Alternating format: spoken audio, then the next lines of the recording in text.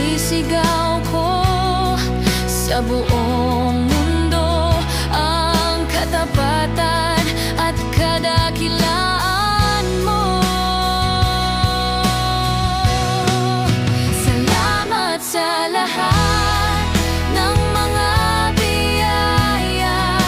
Salamat sa pag-ibig mong dakila.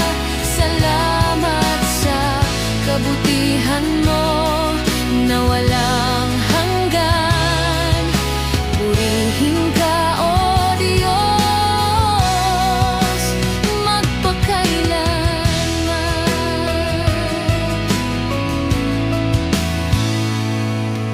Kayo ang may akda ng kinabukasan. Sa bawat tagumpay, kayo